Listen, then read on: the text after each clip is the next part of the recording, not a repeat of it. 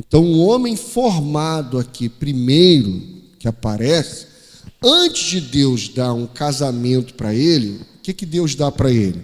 Verso de número 15. O Senhor Deus colocou o homem no jardim do Éden para cuidar e cultivá-lo. Deus está dando uma tarefa ou um propósito? Um propósito, tá vendo? Deus não está dando uma tarefa. E isso é anterior ao casamento dele. Antes desse cara casar, Deus não dá um emprego. Quando a gente não conhece o nosso pai, a gente pensa que para o cara casar, o que ele tem que ter? Propósito ou emprego? Emprego. E a gente fica correndo atrás de quê? De cumprir nossa vocação, nosso propósito, ou de emprego? De emprego. Só que anterior à nossa empregabilidade, vem o propósito, vem a consciência de vocação, vem a consciência de missão.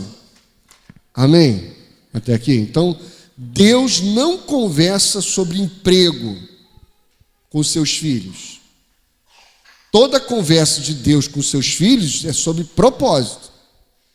Tanto é que o filho mais novo, que saiu lá da casa do pai e tudo mais, ele ensaia pedir um emprego para o pai. E o pai vai ouvindo lá a história dele. Pequei contra o céu, contra ti. Beleza, tá, realmente você pecou, tal. Já não sou mais digno de ser chamado como seu filho. Você está certo. Quando ele vai pedir um emprego para o pai corta o papo. Já coloca ele na condição de filho de novo. Já coloca ele na condição de filho de novo. Amém? Até aqui tudo bem? Então, a minha pergunta agora, para a gente bater nesse papo aí, como é que a gente, dentro desse entendimento, pode ir mudando essa chave que a gente associa muitas vezes na nossa cabeça, que uma coisa é meu emprego, a outra coisa é minha missão e a minha vocação. Uma coisa é eu colocar comida na mesa, a outra coisa é eu ser colocado na mesa nos meus ambientes de trabalho para que eu seja servido lá. Como é que a gente pode transicionar? Isso aí é para todo mundo aí, dentro das experiências que vocês têm aí de vida aí. Facinho, pronto.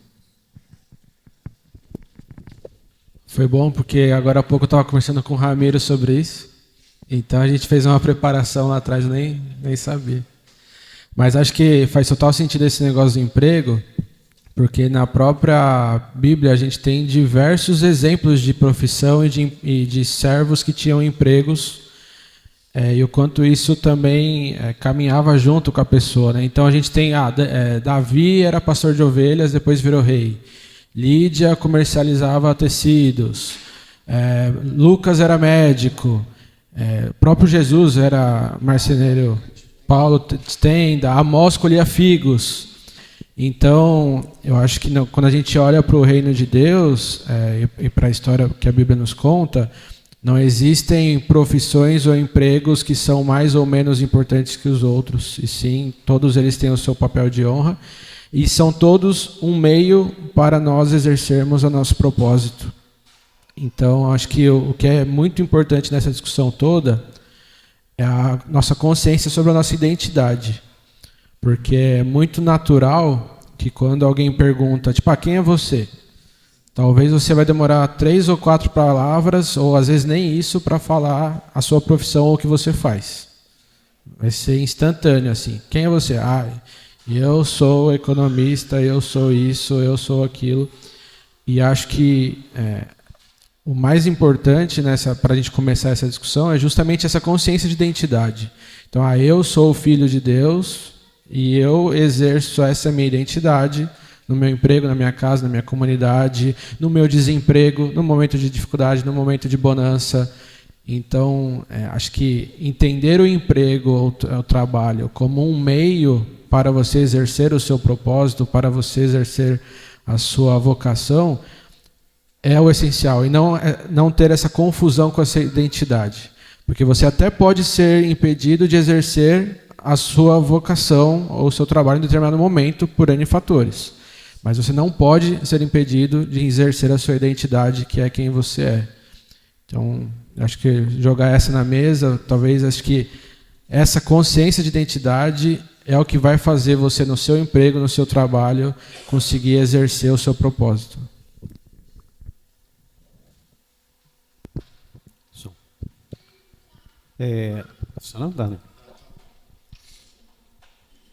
Irmãos, a igreja, ela é o maior agente transformador da sociedade. Só que a igreja é uma organização e um organismo. E ela atua na sociedade através de cada um de nós, através do nosso chamado e através do nosso testemunho. Então, lá no seu local, no seu universo, você ali é um pastor, um apóstolo. Você não é pastor somente dentro da igreja, e somente no título, mas você é aquele que vai levar as boas novas aonde você pisar. E quando nós entendemos que somos agentes de transformação na nossa sociedade, porque o Evangelho, ele transforma a vida das pessoas, ele muda a rota da vida das pessoas. A partir do momento que entendemos isso, e o próprio Deus, ele dá um exemplo a Josué. Quando ele fala, olha, Moisés, meu servo, é morto. Agora você vai fazer com que esse povo passe o Jordão.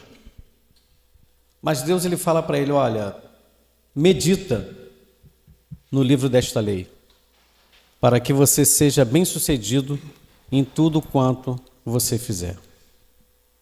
Se somos agente transformador, temos que estar de posse e temos que manejar bem o manual de transformação, que é a palavra de Deus. A palavra de Deus é o agente que muda, que convence, a fé vem pelo ouvir, e ouvir a palavra de Deus. O agente de transformação é o Espírito Santo, que convence o homem do pecado. Mas essas duas coisas só acontecem através de nós. Através do nosso exemplo, através da nossa fala, através das nossas ações, o Evangelho, ele acontece lá fora desse ambiente aqui. Então, quando Deus ele fala para Josué, para meditar para que ele seja bem-sucedido, isso vale para nós também, para que você seja muito bem-sucedido em todos os sentidos lá fora. Porque o que Jesus fala? Quem dentre vós pode acrescentar 1 minuto sequer na sua vida?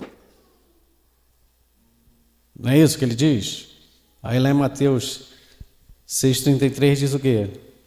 Que nós devemos buscar o reino de Deus e a sua justiça, e as demais coisas serão acrescentadas.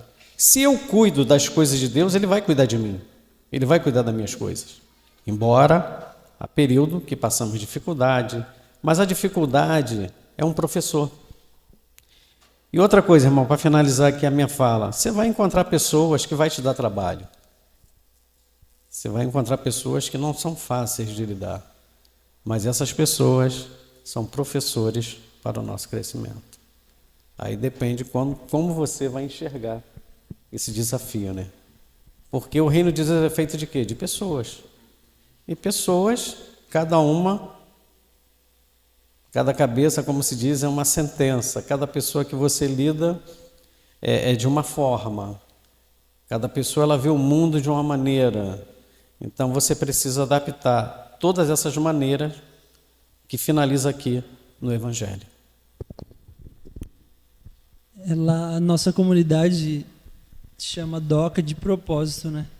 Porque é onde a embarcação encosta, faz a manutenção e sai para navegar. E eu tenho vivido isso na prática também. Daniel sempre me chama de pastor, e eu entendo essa vocação e esse agente de reconciliação que eu sou no meu trabalho.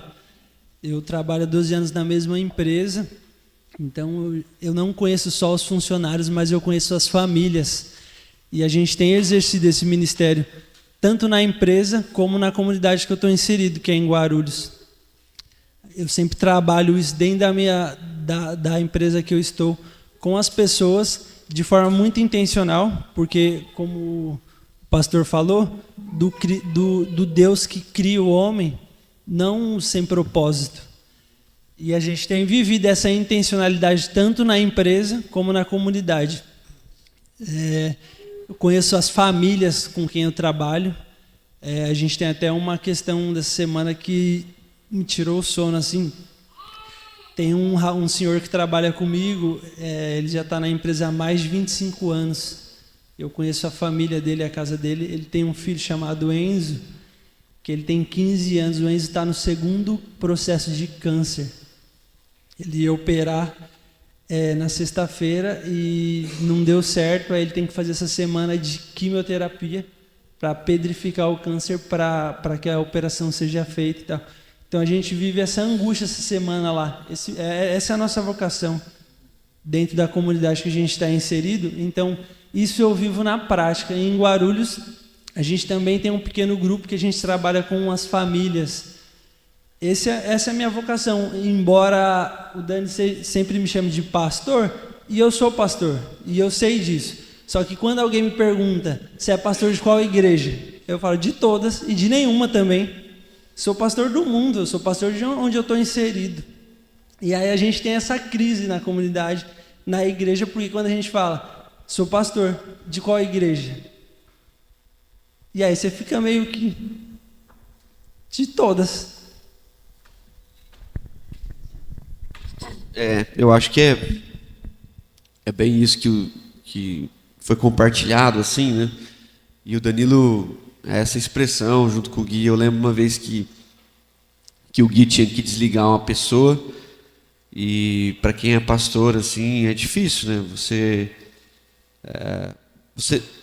é empresário ou que atua em algum nível de liderança, que tem o poder, entre aspas, de admitir ou de demitir,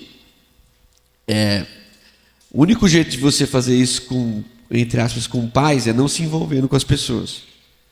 Porque se você sabe o quanto que aquilo vai afetar aquela casa, você vai ser afetado por aquilo. Então eu não estou inserido nesse universo tão pessoalmente, mas estou inserido por causa dos meus irmãos. Eu lembro das nossas conversas, isso já faz alguns anos.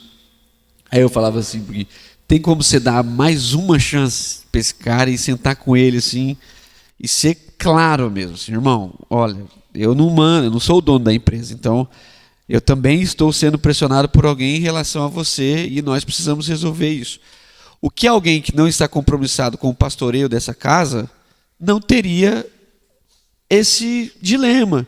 Então, eu tenho um superior que está me pressionando e uma peça, porque as pessoas vão virando peça, né? Elas vão perdendo as suas histórias, né? Então, uma das pessoas está prejudicando o time todo é bonificado se o time alcança suas metas, então entre a meta e alguém é sempre a meta.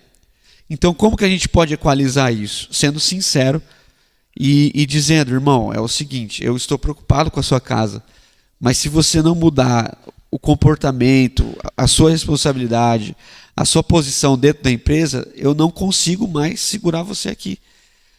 Então, é um exemplo tão pequeno, mas que, para você ver, igual o Danilo falou, um filho de um funcionário se torna alvo das nossas orações, das nossas lágrimas, dos nossos temores.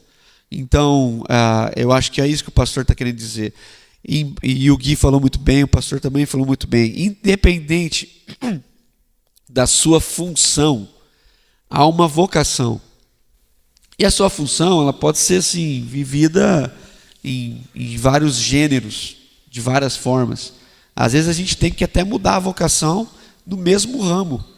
Você é transferido de área na mesma empresa e você vai atuar de forma muito diferente do que você atuava. Mas se a sua vocação é o cuidado, é o pastoreio, é o cuidado, é o cultivo, né, que foi a palavra que a gente leu aqui, é o cultivo da terra, ainda não tinha pessoas, mas é óbvio, é o cultivo das pessoas e da terra, você vai ter um olhar mais humano e pastoral para essa pessoa. Concluindo, quando nós começamos a nossa congregação, e o Gui estava sentado lá na primeira reunião, o sonho que nós tínhamos era de ser uma comunidade que devolvesse as pessoas para o mundo. E nós, obviamente, estamos falando do mundo na palavra ruim, estamos falando para as suas vocações. E aí a gente teve que arquitetar toda a nossa liturgia, tudo o que a gente faz, para que as pessoas pudessem encontrar naquilo que chamamos DOCA, um lugar de restauração, um lugar de recolocar, é um recomeço. A DOCA tem esse princípio de acolher e enviar. E quando a gente explicava isso, uma irmã da nossa igreja falava assim: Daniel, se você continuar com esse discurso, ninguém vai ser membro dessa igreja. Porque você fala que as pessoas têm que ir embora. Eu falei assim, não, tá vendo? A nossa mente é tão institucional que as pessoas entendiam. Quando eu falava assim, esse não é o seu lugar final, isso aqui é seu meio para você encontrar a sua vocação, volta aqui, mas sai daqui para pastorear as pessoas. Mas você está mandando o povo embora, como é que as pessoas... Não estou mandando ninguém embora. A questão é que, se você for sincero, por mais frequentador de igreja que você possa ser, o seu tempo dentro de uma igreja, dentro de um pequeno grupo, não representa 2 ou 3% do seu tempo da semana. E se você não cuidar da sua espiritualidade, você vai viver 97% em favor dos 3%. E não fazer com que os 3 vivam em favor dos 97%. Então a igreja é o lugar, como o pastor bem colocou, que é o lugar, é a maior plataforma histórica de transformação social. Não há outro lugar que transforme mais as pessoas. E por social, estou dizendo o ser social. Nós vivemos em cidades, nós somos sociais. Então, não há outro lugar que tenha devolvido mais pessoas ao mundo do que a igreja.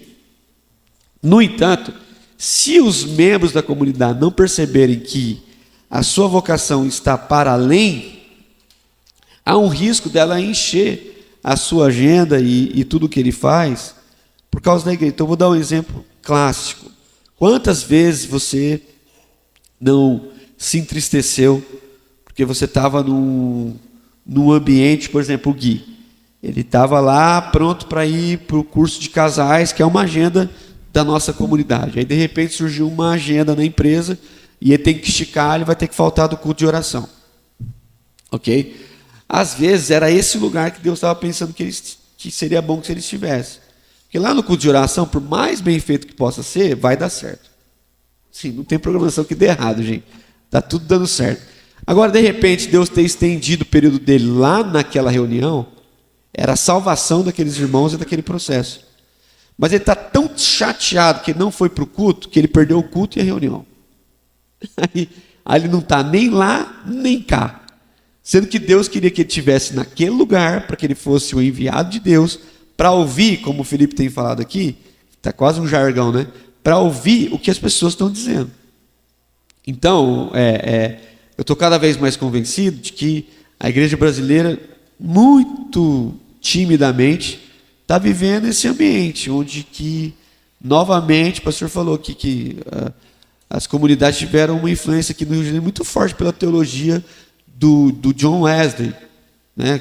Quando você escuta Wesleyano, você está querendo dizer que isso surgiu de John Wesley. E tem uma frase de John Wesley, que é a frase assim, que todo wesleyano tem na cabeceira da cama, que é: a minha paróquia é o mundo. A minha paróquia é o mundo. Não sei se você sabe disso, mas quando John Wesley começou a pregar, as pessoas começaram a ficar incomodadas com ele, porque ele pregava num lugar diferente. Aí falou assim: não, John, você tem que pregar dentro da paróquia. Ele falou assim: não, minha paróquia é o mundo, é a praça. É daqui e para aqui que nós viemos. Então, não foi por outro motivo que todo mundo que Jesus chamou, no nome de Jesus, vou acabar. Todos os discípulos que estão na Bíblia, que foram chamados por Jesus, foram chamados enquanto estavam trabalhando. Todos eles. Os que têm relato. Então, era como se Jesus chamasse trabalhadores para trabalhar. E, às vezes, Jesus nem mudou a função do cara. Igual Pedro. Com Pedro, Jesus falou sobre pesca. Ele só mudou o tipo de peixe. Então, assim, era a mesma pesca. Então, assim, era a mesma coisa. Assim, Pedro, vou ter um negócio para você. Eu vou te fazer pescador de gente. Agora você pesca gente, certo? Você nem vai precisar mudar de vocação. Você só vai mudar o oceano. Assim. É o mesmo Pedro. Tanto é que quando Pedro fica chateado, ele volta a pescar peixe. Então, ele nem mudou. Ele não virou marceneiro. Ele não ficou angustiado, falou assim, não, vou mudar, vou virar advogado, eu vou fazer letras. Não. Ele volta e Jesus falou assim, Pedro, é o seguinte, pastoreia as pessoas, Pedro. É tipo igual ao peixe, só um pouquinho mais complexo. Então, assim, em nome de Jesus, é sobre isso que a gente está falando. Sobre o Espírito Santo de Deus nos devolver aos lugares onde nós já estamos. E a partir do Espírito, como foi colocado, nós sermos luz para as nações, luz para os mundos.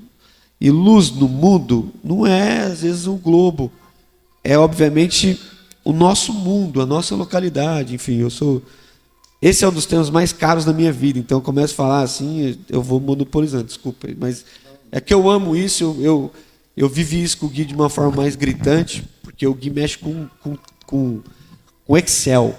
Né? Tipo assim, a vida do Gui é apertar um mouse e se o cara não reconfigurar a mente dele, até as pessoas viram número. E aí ele vai chamando, igual na cadeia, o número 1, o número 3, o número 5. E essa escala de pessoas que não são chamadas como gente. Por isso que quando Jesus perguntou para um cego, ele falou assim, como que você vê o povo? Então assim, o cego não vê, né? Mas Jesus pergunta para ele, o que você enxerga? Ele fala assim, eu vejo pessoas como árvores. Então, elas estão sem afeições, elas estão sem a sua própria natureza. Elas perderam a sua essência. Entre uma árvore e uma pessoa não há nenhuma diferença. Porque a gente colocou pessoa como coisa, animal como gente. Então, a gente está transferindo as formas e esquecendo que a gente veio de uma natureza. Então, é isso, pastor. Eu estou indo embora já. Não, ótimo. Benção de Deus. Pode. Irmãos, é tão... assim, interessante. E quando Pedro, Tiago e João foram presos, os apóstolos foram presos, e os caras queriam acabar com eles. Mas aí tinha um membro do Sinédrio chamado Gamaliel, que ele viu com outros olhos, porque ele já tinha visto isso acontecer com Teudas e Judas Galileu, né? Que reuniram pessoas também, né, por um propósito, e eles foram, infelizmente, aniquilados. E ele falou assim, olha, esses caras aí são diferentes, porque eles não estão reivindicando nada, eles estão pregando o reino de Deus. Então, cuidado para não nos encontrarmos lutando contra Deus. Então, irmãos, a própria sociedade, ela vai testemunhar acerca da igreja. Ela vai testemunhar quem é você. Amém? E Pedro, só para complementar aqui, foi um homem extraordinário. A gente só lembra de Pedro que ele negou Jesus. Não é verdade? Pensou em Pedro, negou Jesus 3 vezes. Mas, irmão, Pedro vai muito mais além do que isso aí. Ele foi o primeiro a discursar, foi o primeiro a ganhar almas, foi o primeiro em muitas coisas. Então, deu um foco um pouquinho melhor na vida de Pedro. Ele mudou o oceano, conforme o pastor falou, do oceano líquido para o oceano sólido, de areia, né? E foi pregar o evangelho e chegou até os nossos dias, o que eles começaram há 2000 anos atrás. Amém. Dentro disso aí, né, o evangelho diz para a gente aqui, né, lá em Gênesis, o evangelho de Gênesis, que é o evangelho, disse Deus os abençoou e disse, frutificai, multiplicai, enchei a terra. Deus pega esse homem que ele criou e apresenta a terra para o homem. Deus não apresenta o céu, Deus apresenta a terra. Você vai olhando todo o Primeiro Testamento, você vai olhando Deus falando sempre com esse homem sobre a terra, sobre a sua responsabilidade na vida, dá uma experiência para ele de estrangeiro, de escravo, para depois dizer para ele, olha, você abrigue o estrangeiro, o escravo, porque você também foi. Enfim, tudo para gerar a empatia, a identidade e tudo mais. Quando eles falavam aqui, eu lembrava que às vezes a gente, conversando, nós temos aqui funcionários do Detran, nós temos várias profissões aqui. No Detran, a menina falou assim, pastor, chegou lá um requerente. Chegou o requerente. Né? No quartel, chegou o militar. Na escola, chegou um aluno. Ou, no máximo, um pai de um aluno. Como é que se chama lá na escola? Pai de aluno. Um aluno. Um responsável. Certo? Ou seja, quando você vai para os ambientes profissionais, você vai, sem esse discernimento de encher a terra, você vai perdendo a consciência de quem as pessoas são. E quando você perde a consciência de quem as pessoas são, você vai assim, tipificando. Ele é o responsável, isso daqui é tal. Aí eu queria fazer uma pergunta para vocês aqui, assim, né? Hoje nós achamos que vocação tem a ver, vocação e atividade tem a ver com prazer. Eu tenho que estar feliz no que eu estou fazendo, eu tenho que estar assim, tem que ser uma coisa assim maravilhosa, eu estou muito bem no que eu estou fazendo. Só que vocação e atividade, muitas e muitas vezes, eu vou dizer quase que na maioria das vezes, a vocação vai me submeter a uma atividade que às vezes eu não tenho prazer. Eu vou dar um exemplo. Historicamente, as missões foram financiadas por fábricas que fabricavam cigarro. Muito dinheiro que patrocinou as missões no mundo foram financiados por fábricas que fabricavam cigarro. Então, alguém poderia fazer uma atividade que não gostava, mas que aquilo acabou sendo servido para enviar muito missionário para o mundo. Então, a minha pergunta é, o que atividade e vocação, o que essa atividade e a vocação, elas necessariamente não vão, como é que eu vou dizer ali, né? Por conta dessa vocação, muitas vezes eu estarei exercendo uma atividade que eu não tenho prazer, mas por causa da consciência da vocação, eu permanecerei lá. Ou necessariamente a minha vocação e a atividade que eu faço tem que me dar prazer. Consegui me fazer entender? Entende? Porque hoje a geração atual quer trabalhar naquilo que dá prazer. Só que muitas vezes, por causa da vocação, eu não vou ter prazer na minha atividade. Mas, por causa da vocação, e eu tenho prazer na vocação, eu continuo fazendo uma atividade que eu não tenho prazer. Isso é possível, não é possível? Como é que é a experiência de vocês aí? Eu tenho que começar de novo? Cara, eu acho que sim, é possível. Porque muitas vezes eu acredito que ao exercer a nossa vocação, teremos prazer. Porque a gente vai estar cumprindo o nosso propósito e assim tendo prazer nisso. Mas, de fato, eu acho que algumas atividades elas vão ser ferramentas ou meios para você cumprir a sua vocação. Então, por exemplo, um trabalho, muitas vezes ele não vai ser prazeroso, mas ele vai ser uma ferramenta para uma geração de recurso que vai ser importante na obra, na comunidade, que vai ser importante você investir na sua família e assim por diante. Ou vai ser um meio de você encontrar pessoas e de alguma forma acessar pessoas novas e alcançar pessoas. Então eu acho que muda um pouquinho quando você começa a enxergar o trabalho ou a atividade como um meio e não como um fim. Porque se o trabalho, de fato, você acha que a sua vocação é o trabalho, a chance de frustração é muito maior. Porque aí se eu não estou aproveitando aquela atividade, minha vida fica infeliz, porque não tem prazer nenhuma naquela atividade. Mas se aquela atividade é um meio para você exercer a sua vocação, aí acho que vira a chave, né? E acho que um ponto legal nessa discussão é que a gente aprendeu também por muito tempo, ou acreditou por muito tempo, que o trabalho é maldição.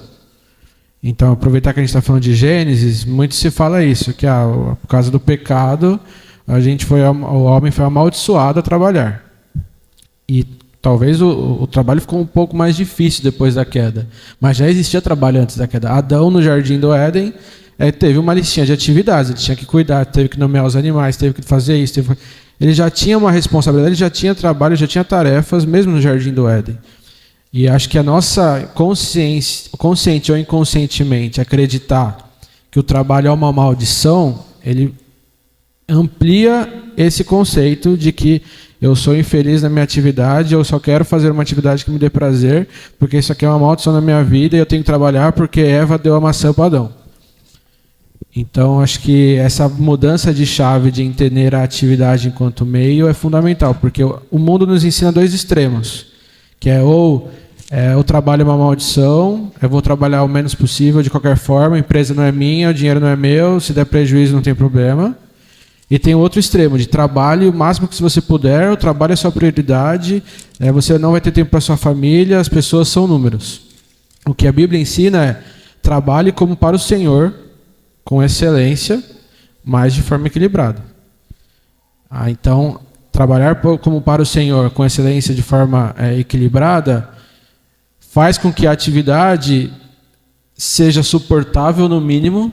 Talvez você não vai ter prazer, mas ela vai ser suportável, porque você está trabalhando para o seu chefe, que é o seu Senhor, e exercendo a sua atividade, isso vai ser um meio para você conseguir, de fato, exercer a sua vocação, seja encontrando pessoas e alcançando pessoas, ou seja gerando recursos financeiros, porque a obra também precisa de recursos financeiros. O próprio ministério de Jesus também recebeu doações financeiras para ser suportado e para ser financiado. Então, a função atividade enquanto geração de recurso também é super válida, então também está tudo certo. Salomão ele diz que tudo quanto nos vier à mão, ele diz para fazermos com toda a nossa força.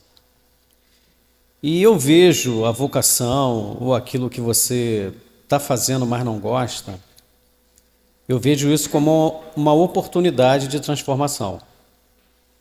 Por quê, irmãos? Porque se você está num ambiente que ainda não é aquilo que você almeja, mas se você faz de todo o teu coração, porque isso é o quê? Isso é vontade. E a vontade, ela só vem quando eu olho diferente. Quando eu vejo oportunidade aonde eu estou de transformação, é lógico que esse pensamento, ele vem com o tempo. Quando você sabe quem você é. Quando você sabe quem você é, nada vai te influenciar do contrário. E se você tem essa opinião formada das Escrituras, do propósito de Deus, identificar que quando Deus ele envia você para um lugar, não é o lugar que você desejou.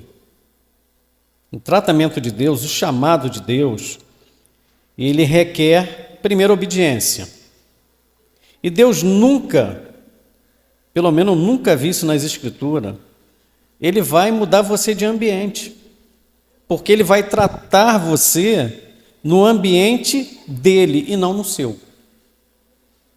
Se ele quisesse tratar no nosso ambiente, ele não precisava tirar Abraão lá do meio da parentela dele.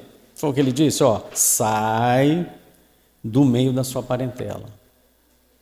Quando ele quis tratar com Davi, ele tirou Davi lá do rebanho das ovelhas do pai dele. Quando quis tratar com Moisés, tirou Moisés lá do palácio e levou lá para a montanha, lá para o deserto. Então Deus ele vai tratar com você em outro ambiente. Agora a questão é, quanto tempo eu vou demorar para entender isso?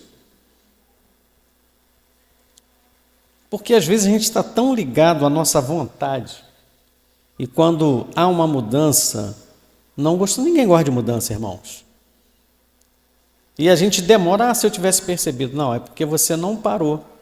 Primeiro você reclamou, você murmurou, você ficou bravo, para depois você colocar a bola no chão, que a bola no alto não é de ninguém.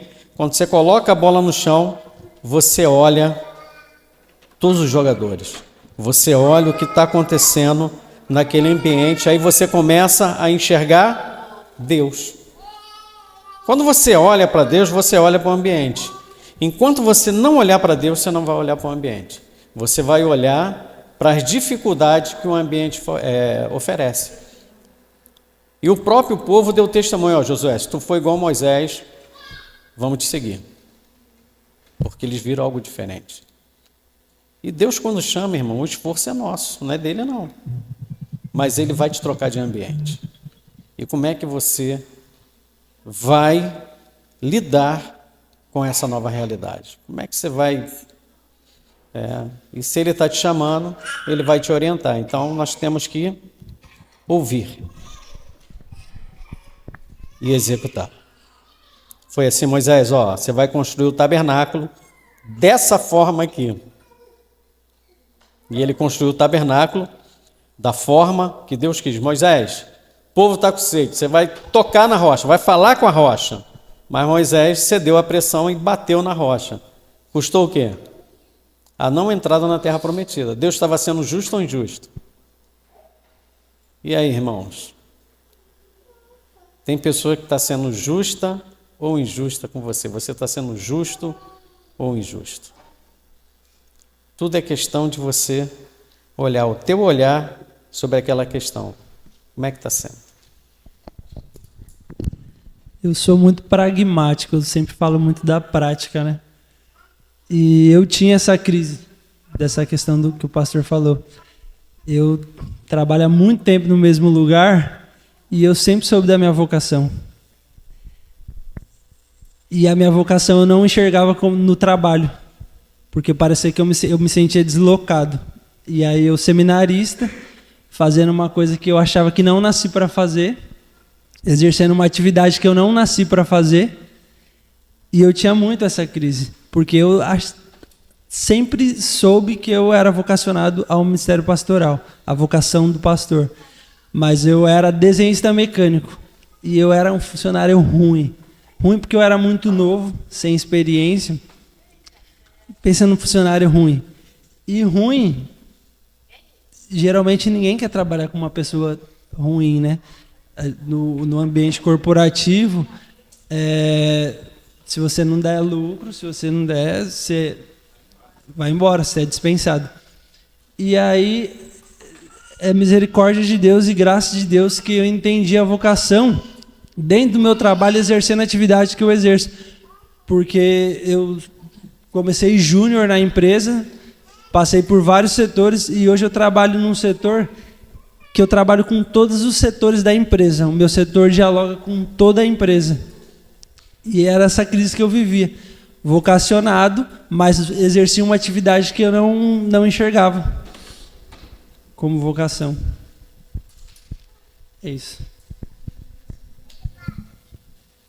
Eu acho que isso que o Danilo está falando é uma crise de quase todo mundo lá que congrega com a gente, assim.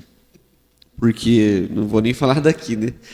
Porque, pelo menos dos que eu conheço, nós temos um perfil muito claro, assim, mas foi algo de Deus, não foi um propósito, a gente não foi desenhado, não conversávamos sobre isso, mas, no fim das contas, sobrou para a nossa congregação pastores, filhos de pastores, pessoas que viveram o ministério, e que a vida inteira viveram essa angústia de, às vezes, não serem exclusivos da comunidade de fé, e aí terem que viver um trabalho extremamente chato, desmotivado, e uma realização plena nas atividades da igreja.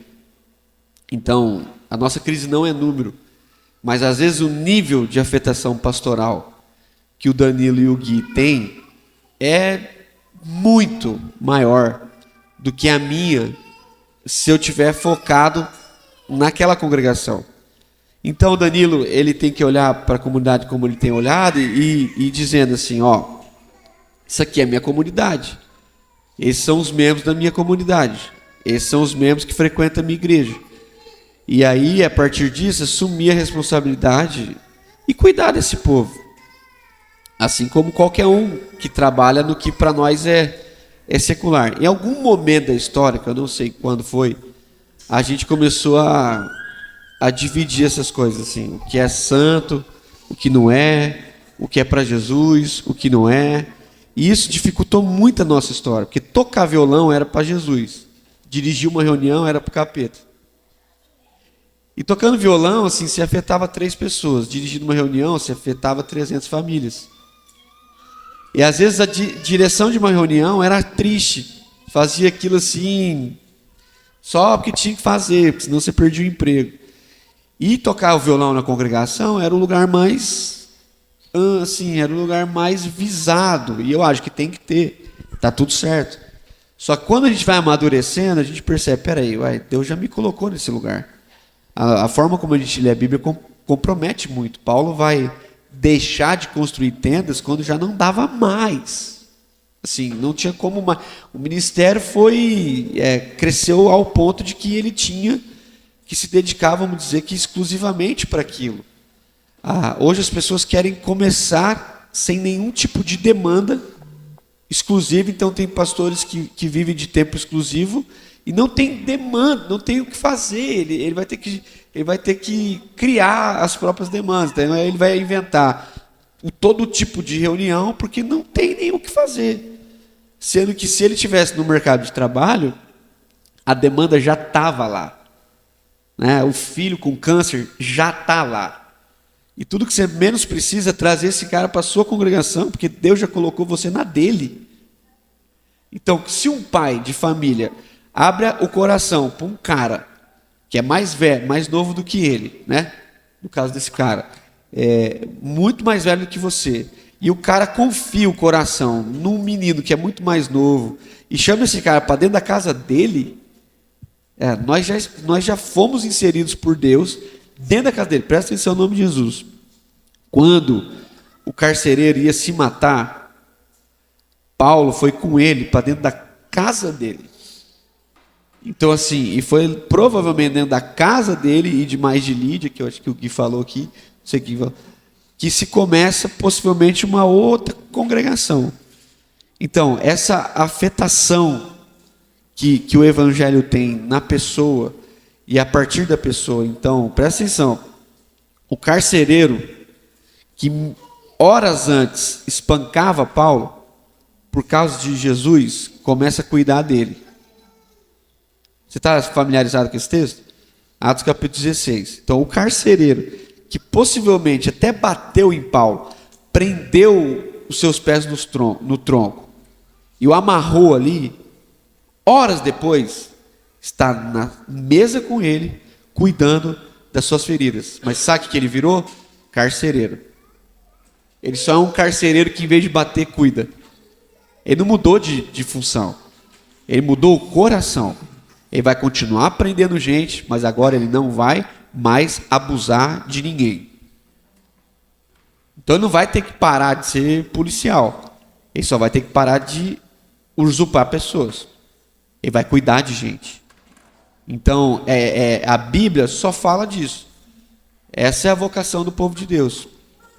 E aí, se o carcereiro fosse evangélico, brasileiro, no outro dia ele virava obreiro. Sem crise. No outro dia ele virava obreiro. E como obreiro, ele não tinha ter uma igreja tão grande como ele tinha na prisão. E a afetação missionária dele seria muito diminuída. Então não tem problema o cara virar obreiro. Eu só acho que não é o fim de todas as coisas. Não é como se fosse a carreira ministerial que que agora sim eu dei certo porque eu sou obreiro. Alguns foram chamados para isso, bênção. Eu estou aqui como um desses que vive, nem sei mais como, eu já passei da metade da minha vida vivendo disso. Então, assim, e eu sou feliz. Agora, respondendo a pergunta, eu acho que a maturidade nos obriga a fazer coisas que a gente não tem prazer. Só que é que a palavra prazer é difícil hoje, né? Como o Gui colocou, eu acho que algumas atividades não são gostosas. O prazer ele está em sabendo quanto é ruim aquilo, mesmo assim viver tendo a convicção de que fui chamado para aquilo.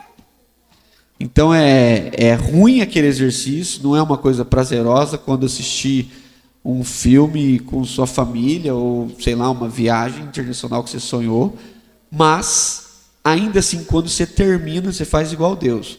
Você vê que foi bom. Ou você acha que foi prazeroso para criada, prazeroso era continuar. Não é. O prazer não está ligado a algo gostoso. Está ligado a uma consciência que foi para isso que eu vim. Foi isso que Jesus falou. Eu vou orar pedindo para que eu saia da cruz. Ele fala assim, não tem como, porque não é prazeroso morrer. No entanto, você não viu Jesus reclamar. Você já viu Jesus reclamar? Você viu Jesus sofrer, mas você não viu Jesus reclamar. Então, ele foi sofrendo até o fim. E termina dizendo, Pai, em tuas mãos entrego o meu espírito. Então, ele está totalmente consciente do desprazer que ele está vivendo. No entanto, ele está em júbilo. E quando ele acorda, ele vai direto encontrar os seus irmãos. Eu vi você. Tem alguma pergunta daí? O que vocês entenderam dessas duas perguntas aí? Quem quer falar em nome de Jesus? Vai. Fala aí, amigo. Pega o microfone aqui por causa do... Tá gravando, né? Tá gravando?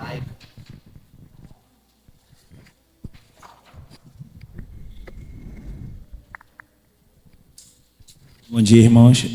Eu tenho uma pergunta aqui que eu estava conversando com o Gui, exatamente alguns pontos que ele trouxe à mesa. E eu tenho uma pergunta em função de tudo que a gente tem, eu tenho vivido, né? Tenho tido como experiência, até mesmo testemunho, que a gente tem uma vida hoje comercial muito pautada numa plataforma de desempenho, né? E a pergunta é: vocês acreditam que as disfuncionalidades em relação à família está diretamente ligada às pessoas estarem inclinadas ao desempenho o qual elas se entregam ao trabalho? E vocês acreditam que isso está associado à ausência da mesa?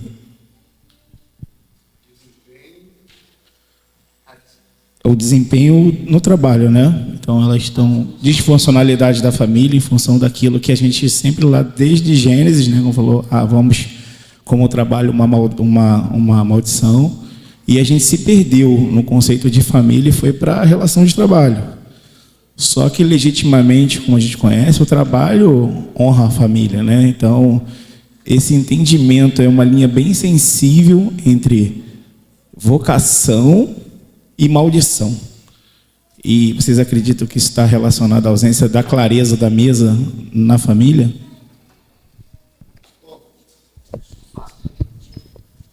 Cara, eu acho que sim, porque eu acho que grande parte da população, de nós, a gente está talvez preso numa referência circular, em que ao dar a prioridade para o trabalho de uma forma não saudável, como não deve ser, você desprioriza e deixa de lado a sua família e a criação dos seus filhos e todas as discussões de paternidade que a gente vem tendo. Como consequência, a família fica desestruturada e aí isso vira uma roda gigante, porque você não prioriza a sua família, prioriza o seu trabalho, acha que a sua performance está lá, você está buscando a alta performance, sua família está deixada de lado, afundando. Sua família afunda, depois você se afunda no trabalho. E aí a gente fica nessa rotação. Então, eu acho que o conceito da mesa que você trouxe é essencial para nos manter a nossa mente consciente do que deve ser nossa prioridade. Então, a partir do momento em que a família é a nossa prioridade, e o trabalho é um meio, essa equação fica muito mais equilibrada, porque aí você vai para o trabalho com a consciência limpa e com o propósito de usar aquele trabalho para sustentar a sua família, para você exercer o seu propósito, e ansioso para voltar para casa.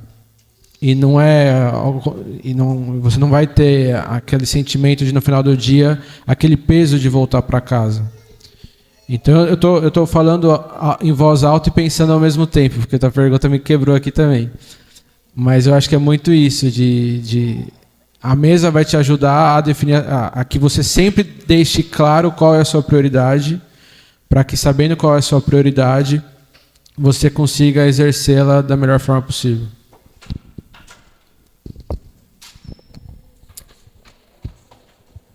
Irmãos, eu não vi muito o meu filho crescer, porque eu trabalhei numa empresa durante muitos anos e eu era vendedor nessa empresa. Eu trabalhava na parte de alimentos, atendia supermercados, centrais, e a minha reunião na empresa começava às vezes 10 horas da noite, saía da empresa 1 hora da manhã. Às vezes passava 2 dias sem ver meu filho. E o tempo é algo muito precioso. Só que eu preciso administrar o meu tempo. Eu vou ter que dedicar um tempo da minha vida. Você vai passar mais tempo nele, que é o seu trabalho, onde você leva os recursos para dentro da sua casa, você é o provedor da sua casa. Mas também tem a sua casa que você precisa dar atenção. Porque o trabalho, você perde e você arruma outro, e a família? Teu filho depois de crescido, sua filha, sua esposa. Porque a tua base de apoio é para lá que todo dia você volta. E a sua casa, ela precisa ser o quê? Lá fora o mundo pode estar caindo, mas a sua casa, ela precisa ser o seu refúgio de paz. E como é que eu tenho paz dentro da minha casa? Às vezes, você entra na sua casa, está em guerra. Porque o filho está te cobrando atenção, a esposa está te cobrando atenção, e você chega em casa, você está cansado, você quer dormir. Então, irmão, administre seu tempo. Porque o teu bem mais precioso, o seu primeiro rebanho, está dentro da sua casa. Ah, pastor, mas como é que eu vou fazer isso? A dificuldade é a mãe de toda invenção. A dificuldade é a solução para todos os problemas que temos. E essa equalização, você precisa dar atenção à sua família. Mas você precisa trabalhar. Mas você precisa ser justo com os dois. Amém? Então, eu acho que eu entendi o que o Ramiro perguntou, mas estou chutando aqui. São os pais que geram a identidade dos seus filhos. Okay? E a maioria de nós crescemos ouvindo que no dia que a gente chegasse a algum lugar, a gente então seria alguma coisa. Quase todos nós, que não nascemos em berço de ouro, escutamos: estuda, senão você não vai ser ninguém. Essas frases se tornaram verdades na nossa vida. Então, a questão que eu acho que está pegando é, mesmo alguns pais vivendo o bom equilíbrio de tempo, alguma informação que se passa, ou algumas informações que se passam, são fortes o suficiente para formar a identidade da sua criança, do seu filho. Então, na medida em que você conversar com o seu filho, dizendo para ele que se ele acertar, então ele vai se dar bem, ele então, se errar, vai se dar mal. E a vida é mais para o erro do que para o acerto. E eu vejo assim, a única coisa que Deus falou para Jesus não foi sobre o que ele tinha que fazer. Então Deus só falou com Jesus na Bíblia 2 vezes. E as 2 vezes Deus falou para Jesus quem ele era. Essa questão da identidade está atrelada a toda a nossa vocação. Toda a nossa vocação. Então, se nós, pais, avós, que participam também da educação, né? Essa coisa de pai educa, vó estraga. Isso é uma das maiores mentiras que alguém já contou, né? Todos somos responsáveis, são os nossos filhos. No entanto, obviamente, a responsabilidade maior é do pai e da mãe. Se a criança nasce num ambiente onde ela vai ter que provar para Deus e o mundo que ela pode ser bem-sucedida, a chance é muito maior dela fracassar.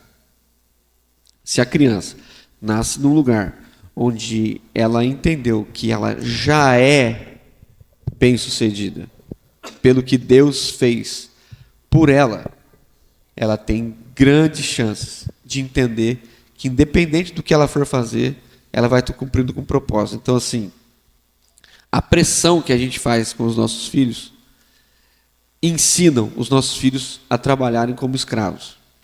Só fazer um adendo aqui, para não perder a sua fala aí, que show de bola. Hoje, os pais estão tendo cada vez menos filhos e investindo todas as expectativas e idealizações nesses únicos filhos, 1 ou 2. Bota esse garoto para estudar na escola que fala inglês, francês, alemão, judaico, hebraico, tudo. E aí diz assim, olha, nós investimos muito, como forma de gratidão, o que você tem que ser? O que você tem que ser? O cão espanmanga, na linguagem aqui carioquês. Tu vai ser assim, nível full, direto. Isso é gerado uma expectativa tão grande nesse garoto, nessa criança, que ele acaba sucumbindo, porque ele não vai conseguir para bater essa meta, esse desempenho. Só que os pais vão ficar assim, poxa, mas nós nos esforçamos muito, trabalhamos, te demos isso, te damos aquilo outro, agora você tem que ser.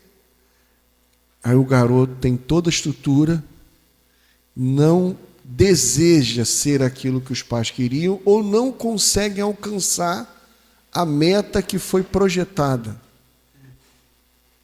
Aquilo é um peso emocional, por isso nós temos muitos garotos se matando quando fazem essas transições. Entende? Desempenho. Então, por quê? Nós associamos a geração de filhos a desempenho.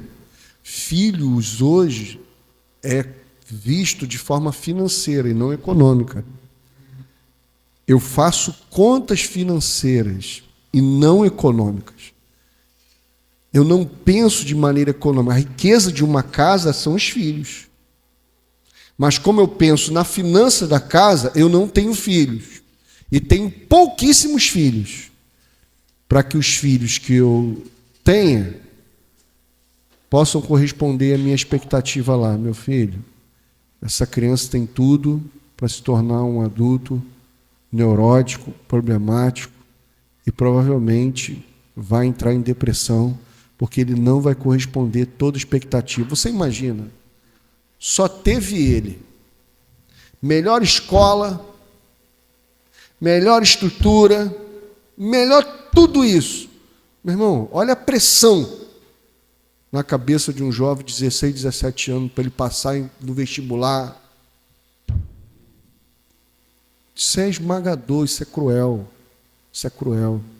Por isso que os índices de suicídio estão nessas extremidades, da juventude e lá da terceira idade. Faz sentido para você? Desempenho. Eu estou tendo menos filho por causa do desempenho. Porque eu vou concentrar financeiramente só naquele ali e vou jogar, você tem que corresponder. Então, fechar aqui meu parênteses e devolver para você. Hoje, o negócio está tão gritante que, assim, as grandes empresas como essa que eles trabalham, essencialmente a empresa que o Gui trabalha, o que acontece? É dado, né? Pode procurar lá no Centro de Pesquisas Avançadas. Né? As empresas não conseguem passar da terceira geração. Então, grande parte das empresas, o vô construiu o império, o filho usou aquilo e o neto acabou de destruir. Então, aí o que está acontecendo? Isso também dentro das igrejas, não muda muito. Mas o que está acontecendo? Hoje há processos de transição que começam com a criança quando ela ainda é criança. Então eu tenho uma amiga que trabalha com filhos de bilionários, inserindo essas crianças no projeto de seus pais e direcionando essas crianças para que elas assumam as empresas dos seus pais e cuidando de toda a carreira, de todo o estudo dessas crianças. Até as viagens que eles fazem, pensando que é turística, é uma viagem inserindo os filhos nos projetos dos pais. Beleza. Eu quero saber como que isso vai se dar.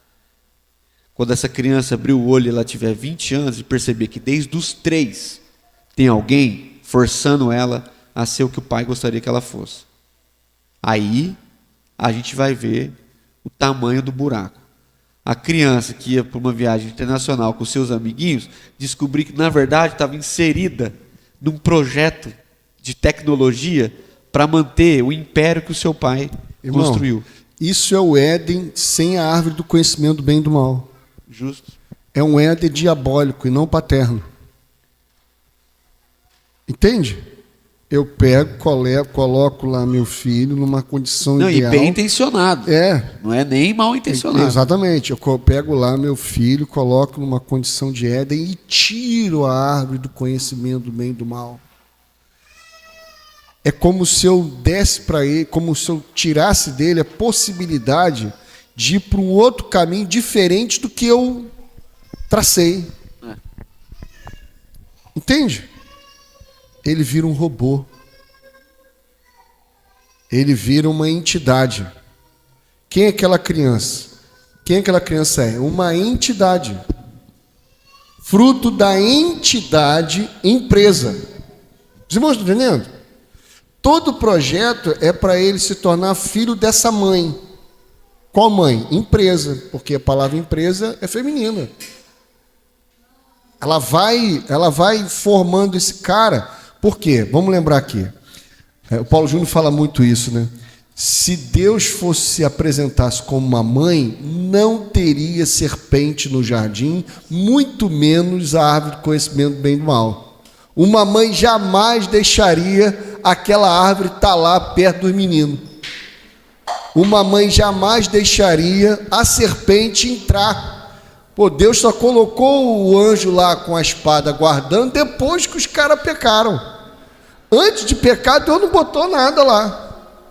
Então isso é uma mentalidade materna de tentar fazer com aquele filho se tornar um performático, sem possibilidade de variações. E a gente sabe, irmão, que tudo que você vai experimentar, existe a influência de variação dos tempos, da temperatura, tudo. Está se tirando isso. Só que é ser humano, não é uma entidade, é ser humano. Realmente, aonde isso para? Meu filho joga futebol, né? E ele tem 5 anos só, mas ele gosta de futebol. E aí ele estava fazendo um teste essa semana para entrar num clube. E aí, claro, que eu sou um ex-jogador frustrado, né? Que nem ex sou. E aí eu acompanhei ele lá, e óbvio, né, ele só tem 5 anos, não dá para mandar ele de ônibus, né? E aí, eu nem de Uber. E aí, no primeiro dia que eu fui, assim, me deu esse choque porque eu fui percebendo que, aparentemente, né, nas minhas percepções, aquilo está muito mais atrelado ao sonho dos pais. Tinha menino que nem... Porque assim, uma coisa é você pôr um menino na escolinha. O senhor jogou também, né? Um pouquinho, não deu para perceber. Falou ali e já percebi. Outra coisa é querer que esse menino treine num clube. A escolinha e o clube têm dinâmicas muito diferentes. E aí você vê que tem meninos ali que não tem o mínimo. Tá, assim, era um teste para jogar num clube, por menor que seja o clube. E aí você via meninos assim, sem o menor ambiente com a bola, assim. A bola vinha e passava por debaixo da perna. O menino não sabia o que ele estava dizendo lá. Mas o pai, na arquibancada, gritando, e vai, filho. E o menino assim, tipo, só queria jogar Warcraft. Às vezes o menino é um nerd, queria estar jogando RPG. Mas o pai fala assim, bota meia desse menino, vai jogar com esse menino. E muita gente fica assim, Dani, você não acha que você está fazendo isso com seu filho? Eu falo assim, eu realmente me realizo, assim. Vou falar que não. Pô, sempre gostei daquilo, vejo o moleque fazendo. É muito gostoso. No entanto, eu tenho a missão de não atrelar a identidade dele àquilo. Então, e também nem fazer com que ele projete algo. Então, o que aconteceu? O Matias só tem 5 anos. Uma mulher lá da igreja, não sei se vocês veem lá no Instagram, eu gosto de postar só sobre os meus filhos, né? Quase tudo é sobre minha esposa e meus filhos. E aí o Matias, assim, eu estou tentando produzir um menino seguro e uma menina segura, por mais difícil que seja, mas eu estou tentando. E aí uma moça lá da igreja chegou e disse assim, nossa, Matias, eu fico assistindo os seus vídeos. O Matias é mais tímido, né? Eu fico assistindo os seus vídeos, é tão bacana, ele quase não responde. Ele só olha de lado, assim, né? Ele gosta muito do Gui. E aí ela falou assim, você vai ser goleiro quando você crescer? Ele falou assim, não. Aí quebrou a conversa, assim. Eu falei assim, por que não? Ele falou assim, porque eu já sou. Aí ela, mas era... Aí piorou a conversa. Então, assim, é esse lance. É não projetar algo para o futuro. Ele já é um goleiro. Daqui a pouco ele pode deixar de ser, no sentido clássico da questão. Então, voltando. No entanto, eu vejo assim, um exercício pecaminoso no nosso coração. Quando eu comecei a chutar a bola com o Matias, ele tinha 2 anos, quase como todo pai que tem filho também, e aí eu comecei a ver que ele gostava de falar assim para mim, chuta a bola para mim, papai. Aí eu chutava, ele pegava com a mão. Eu falei, não, o menino joga com o pé, não é com a mão. Porque ninguém sonha com um filho goleiro. Né? Ninguém, nem o Rogério Ceni que ele tem um filho goleiro, nem o Marcos, ninguém quer ter um filho goleiro. Goleiro, se ele pegar o pênalti é obrigação, se ele não pegar, a culpa é dele. Então assim, é a profissão mais injusta do futebol. Nenhuma vez no mundo um goleiro ganhou a bola de ouro. Então pronto, é injusto, né? É injusto. Aí meu menino falava assim, chuta pra mim, eu chutava. Aí eu falava assim, agora chuta você. Ele falou, não, chuta você. Não, você tem que chutar, chuta com o pé. Ele não gostava de chutar. E aí eu fui assim, angustiando, eu falei assim, não é possível. Meu filho vai virar goleiro, mano. Aí um dia que eu insisti tanto com ele, eu quase chorei na quadra. Eu falei assim, não acredito que estou fazendo isso. Eu estou forçando meu filho a ser uma parada que eu queria ter sido e não fui. Fui, né, assim, você viu lá, né, tem uma estabilidade, mas não fui, assim, o que eu gostaria de ser. E aí, aí minha chave virou, eu falei assim, agora é o seguinte também, se você quer mesmo ser um goleiro, agora a gente vai pro pau, você vai ser o melhor deles. E beleza. Então, se submeter ao projeto de Deus para os nossos filhos é a coisa mais difícil do mundo. É a coisa mais difícil do mundo. O menino só queria ser um matemático, mas o pai sonhou com um filósofo. Não há nenhuma conexão entre essas partes. E aí, então, a oração é, Senhor, já que essa pergunta é materna-paterna, quem são os filhos que o Senhor nos deu? Para que é que eles nasceram? Porque quando os nossos filhos tiverem dúvidas, e eles vão ter, eles possam encontrar em nós pais as certezas. Qual é a crise de uma criança? Não é porque ela tem dúvida, é que o pai dela tem mais dúvida do que ela acerca dela. A criança vai mal na escola, em vez do pai acolher e direcionar, o pai diz coisas. Eu já conheci muitas crianças e já vi muitas crianças que são totalmente direcionadas por falas muito ruins. Você não consegue, você é burro, não vai dar certo. São falas que entram no coração dos nossos filhos e comprometem drasticamente. Quantos artistas nós não temos dentro das nossas comunidades? Porque a artista brasileira é pobre. Entendeu? Quantos médicos frustrados a gente conhece? que o sonho do cara era ser guitarrista, mas ele opera, ele é cirurgião, porque desde do tataravô dele, eles têm uma clínica que carrega o sobrenome deles. Inclusive, a maioria das pessoas que estão certas são chamadas pelo sobrenome. Só pobre é chamado pelo nome, já percebeu? Já percebeu? Então aí o cara carrega o peso da história da família dele, como o pastor bem colocou.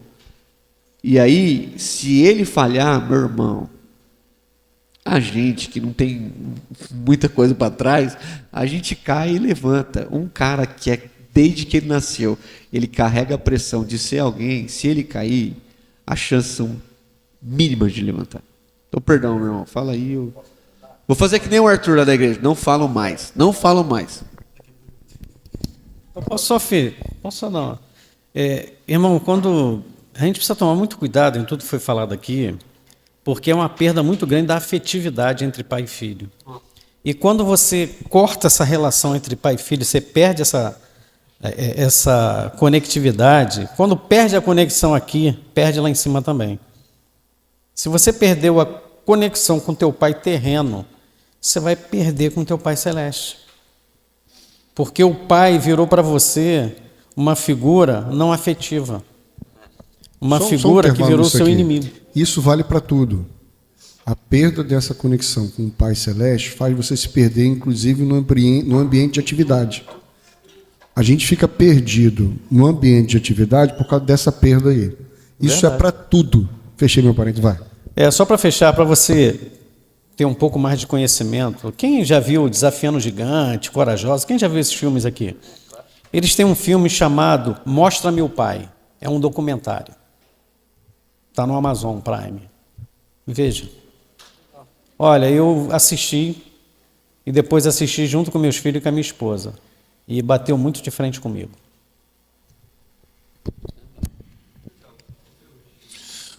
Irmãos, bom dia. A paz a todos. Eu gostaria de fazer uma pergunta bem prática. Nós sabemos que ao homem é possível fazer qualquer plano, mas a resposta final vem da boca de Deus. E assim como foi dito aqui, Deus deu um propósito a Adão, o humano, antes de dar um casamento a ele.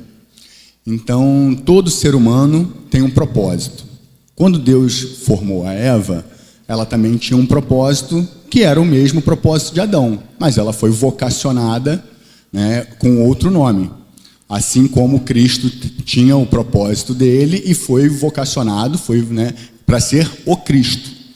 Então, eu tenho a minha vocação que eu tenho descoberto ao longo dos meus 41 anos de idade. Eu vim a essa terra para lutar pela promoção da justiça, aqui e em todo lugar. Carrego o peso de um sobrenome aqui na cidade, mais de 150 anos. Mas isso eu encaro como uma responsabilidade. Não encaro como uma obrigação, como nada disso. Pelo contrário, eu encontro prazer nesse histórico, não um peso da obrigação. Então, assim, em termos bem práticos, sabendo que a nossa juventude, os nossos idosos, assim, perderam o propósito e estão sofrendo de ansiedade e depressão por conta disso, o Paulo Júnior fala bastante disso, como que nós podemos identificar, para ter a consciência do nosso propósito e da nossa vocação, e qual seria assim, a diferença prática entre um e o outro, para a gente não se desviar, não desvirtuar, como o Satanás fez com Adão e com a Eva lá no Éden, que tirou Deus do meio e colocou Deus no fim. Então, essa seria a pergunta prática. Como identificar o nosso propósito e a nossa vocação? Eu não vou começar respondendo essa, não.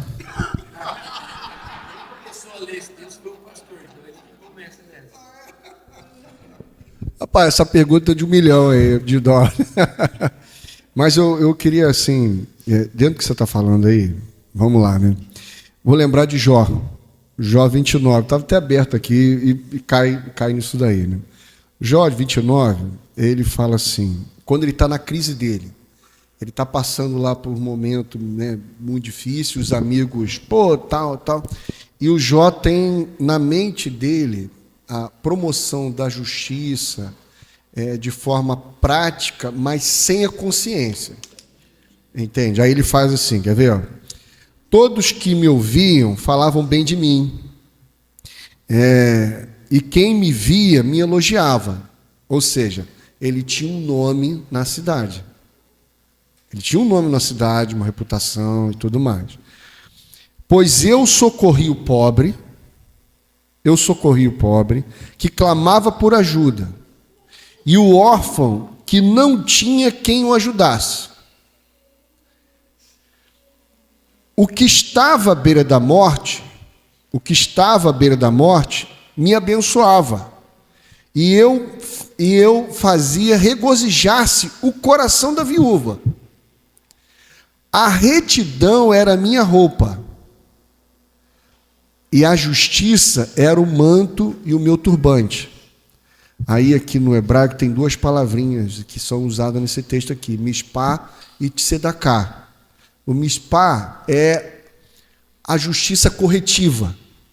Quando ele via alguém sofrendo uma injustiça, ele ia lá e procurava corrigir aquilo, reparar aquilo e, de certa forma, confrontar o cara promotor da injustiça.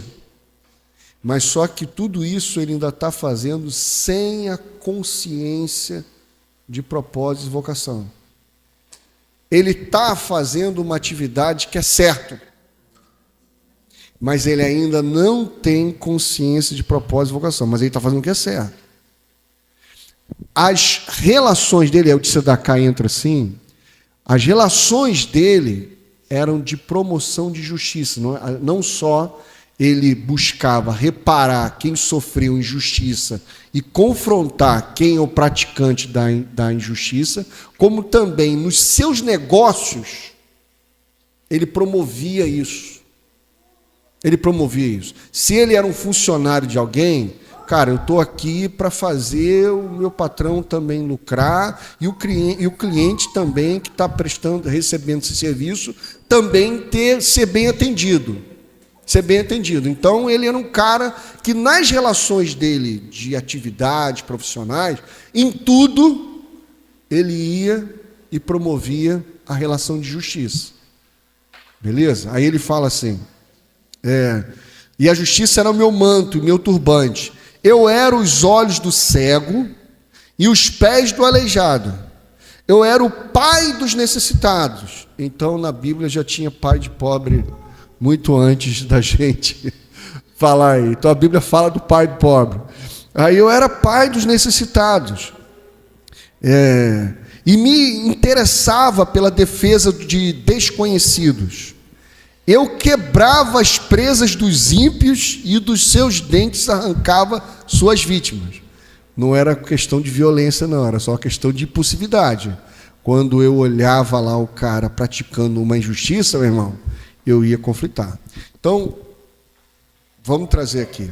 Até aqui, tem um Jó que pratica uma atividade que Deus deseja.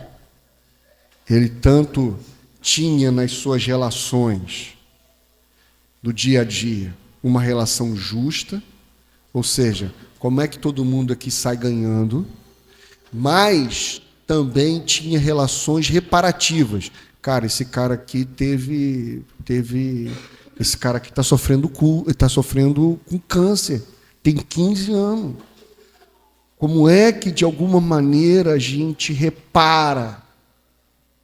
Não no sentido físico, que a gente não vai conseguir fazer isso, mas como é que a gente diz, cara, você tem família, você não precisa passar por isso aí sozinho, nós estamos aqui, vamos te amparar e tal. Então, onde a gente está chegando? Esse exercício não se dá sem a gente mergulhar profundamente numa caminhada processual. Isso é um processo. Muitas vezes, quando a gente lê na Bíblia assim, e Deus falou com Moisés, isso é um registro posterior, não é in loco. Muita coisa a gente só vai saber que era Deus falando com a gente depois que se passaram 10 anos. Então, o que eu quero dizer com isso? Muitas vezes, esse como não vai ser numa reunião ou 2 reuniões. Esse como é num processo de sujeição àquilo que Deus vai me direcionando. Jó vai mudar a chave lá na frente, quando ele, rapaz, antes eu te conhecia, só te ouvi falar.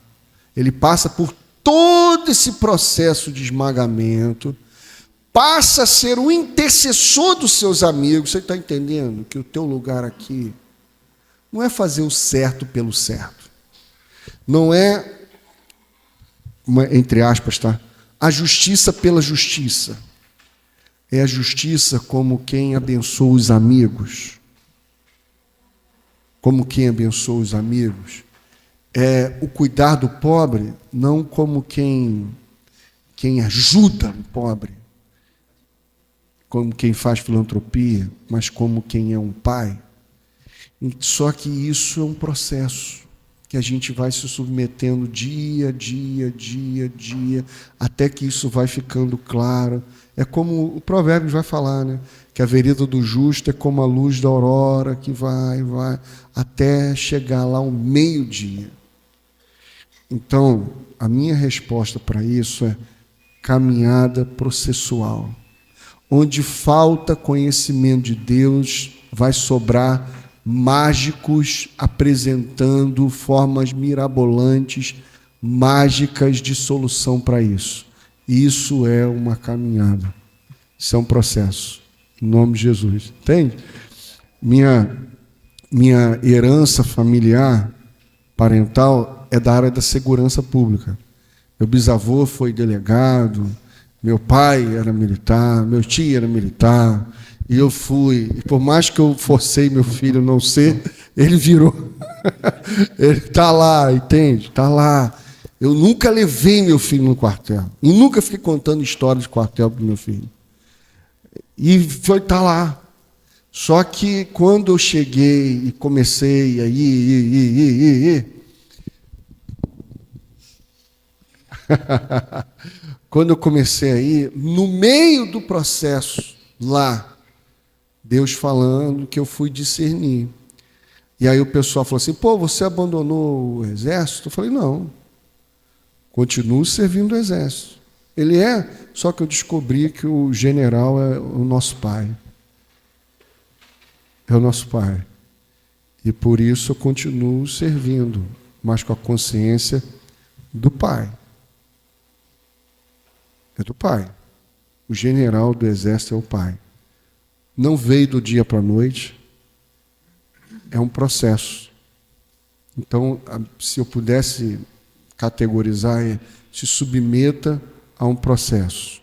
Comece obedecendo ao que Deus te mandou fazer aqui agora. Era o que Jó fazia. Vai lá, vai se submetendo. O que Deus mandou fazer? Cuidar de pobre, cuida de pobre. Vai fazer isso, cuida daquilo. Mas vá se mantendo, vai tentando manter a mente lúcida, caminhando com os amigos. Vai caminhando com os amigos, porque nesse processo todo dos amigos, os amigos falam assim, rapaz, você já pensou em... Será que não é isso? Então, a minha resposta caminharia nesse sentido aí. Acho que só para reforçar, a gente só vai entender para onde a gente tem que ir se a gente entender de onde que a gente veio. Então, talvez Jó entendeu quando Deus sentou com ele e falou, senta aqui, meu filho, onde você estava quando eu criei o céu? Quem é você para falar isso? Onde você estava quando eu fiz as estrelas? Aí talvez ele entendeu, pô, é daqui que eu vim, é esse Deus que me fez, é filho dele que eu sou, agora eu entendi. Então acho que parte desse processo, ou talvez uma das primeiras etapas desse processo, é justamente esse entendimento de onde que eu vim, porque eu só vou entender para onde que eu vou, só vou saber para onde que eu vou, se eu entender de onde que eu vim, quem eu sou, consequentemente, o que eu faço a partir daí. Então a gente volta no conceito de identidade também. Então, sabendo de onde que eu vim, quem eu sou, filho de quem eu sou, agora eu estou preparado para entender o que eu faço com isso tudo.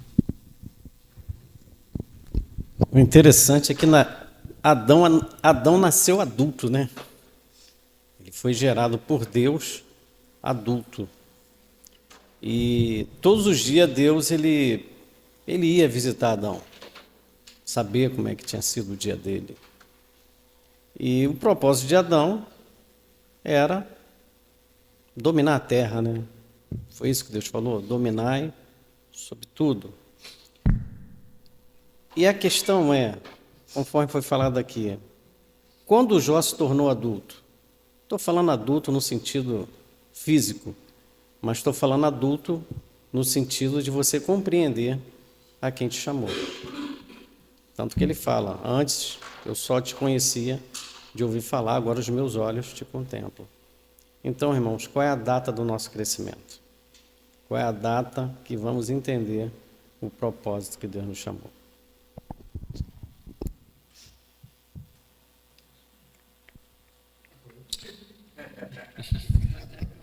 Vai complementar aí? Eu acho que... Hã? Vai complementar aí? Aqui logo após tem um grande homem de Deus que quer fazer uma pergunta. Então vai lá, faz. Vai? Homem de Deus, até escreveu a pergunta aqui, ó.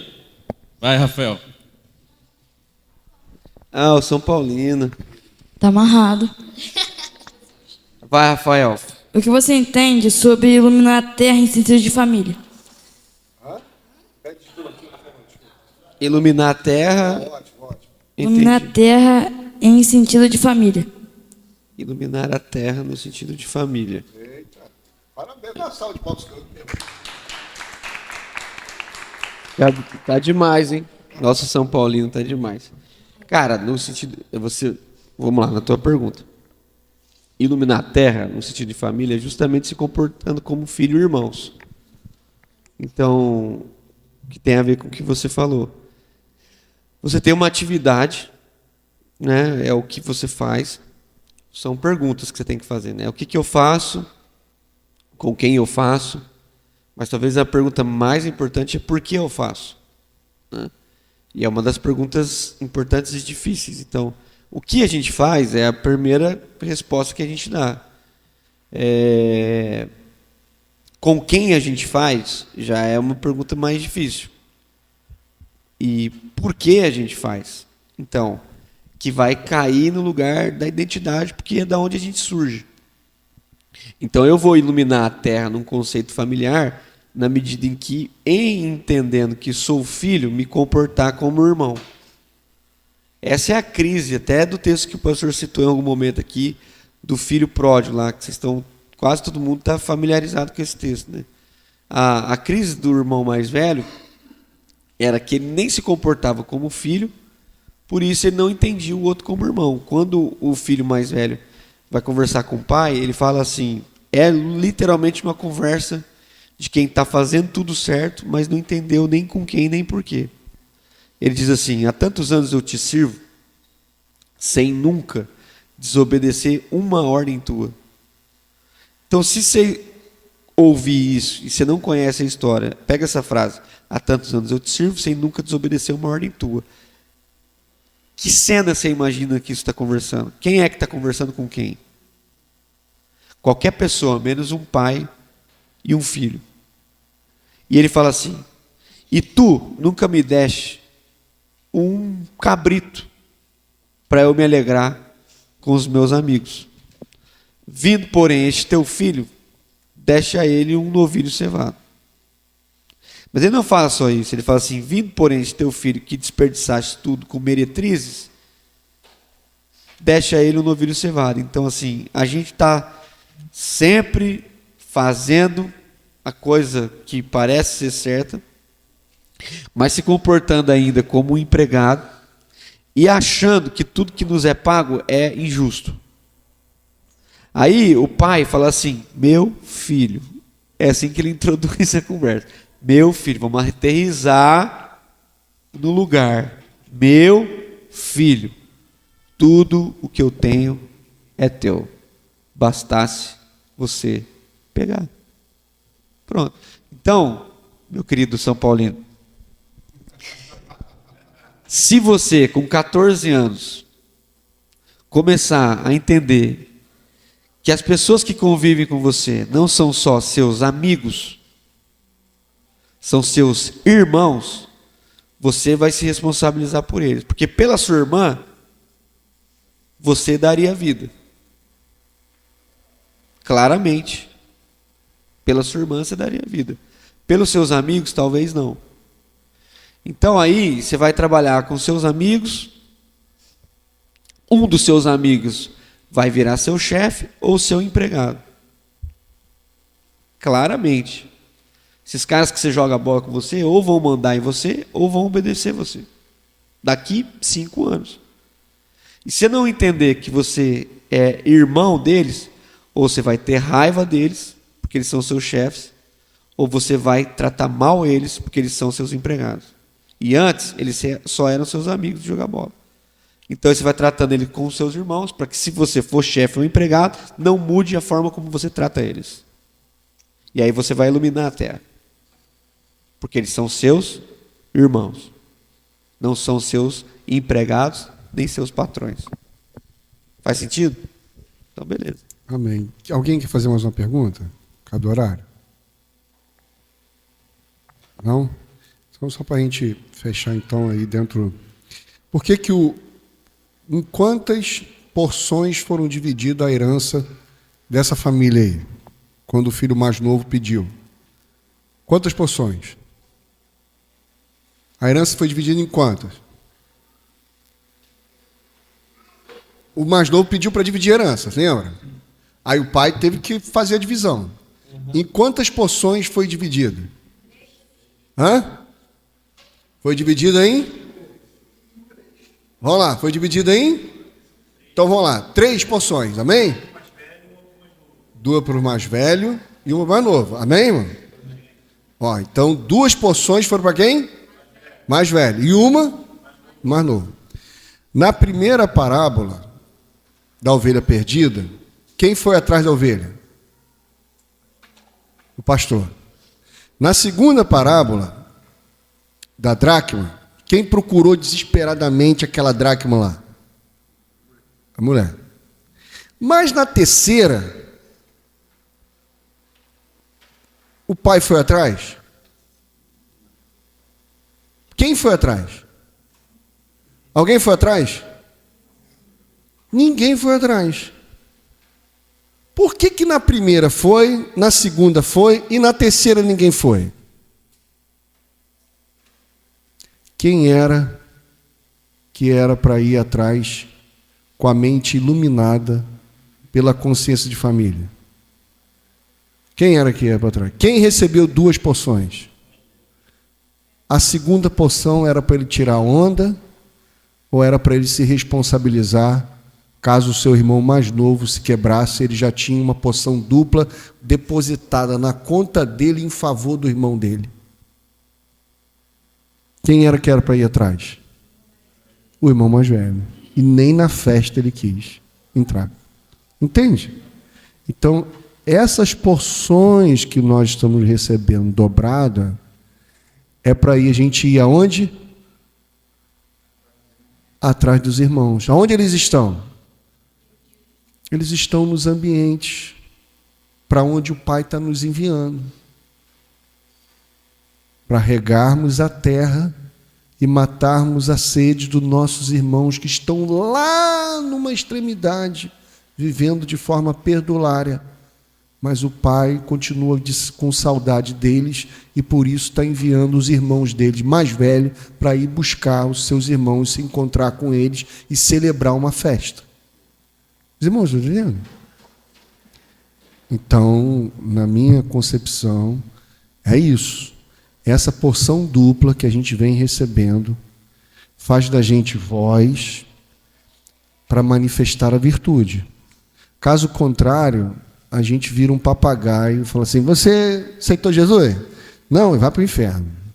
Ó, se você é pecador, você precisa aceitar Jesus. Se você não aceitar Jesus, pastor, já fiz a minha parte. Já fiz a minha parte. Isso não é voz de Deus. Voz de Deus é tudo aquilo que manifesta e materializa a virtude. Se por onde você passa, você não manifesta virtude, apesar de falar as coisas certas sobre Deus, você não é uma voz de Deus. Você é uma vitrola, papagaio, mas não voz. Voz é tudo que manifesta e materializa virtude. Então, iluminamos a terra com a consciência de família a partir dessa iluminação da nossa mente, que a gente está indo atrás dos nossos irmãos que estão vivendo aí, às vezes com as meretrizes, às vezes numa condição de estar comendo comida de porco, porque a coisa para ele ficou muito difícil. E o Pai colocou a gente nesses ambientes aí, de atividade. Às vezes, a sua atividade lá é colocar comida para porco. E que tu não gosta dessa atividade. Só que lá vai um irmão teu se misturar com aquilo. E se você não estivesse lá fazendo aquela atividade, você nunca ia poder ser mão de Deus, mão do teu Pai, para aquele teu irmão que vai comer lá aquela comida de porco. Entendeu? Então, vigie na atividade que você não gosta de fazer. Mas vigie como? Vigie com a mente iluminada pela consciência de família. Vai vir alguém aqui, filho do nosso Pai, que pode estar comendo essa comida de porco. Entende? Comida de porco. Porque tem coisa, irmão, que a gente faz assim, meu Deus, serviço de porco, isso daqui, cara, não tem o menor sentido no que eu estou fazendo. Cara, eu não consigo ver sentido no que eu estou fazendo. Conhece alguém assim, Felipe? Consigo ver sentido, sim, no que eu estou fazendo. Cara, mas tem lá um filho de um pai que está numa condição de miséria tão grande que a única coisa que ele consegue comer é aquilo lá. E eu estou lá, plantado pelo nosso Pai, para dizer, ô meu filho, porque eu recebi a herança dupla. Amém? Amém. Faz, Nathalie, para a gente fechar aí.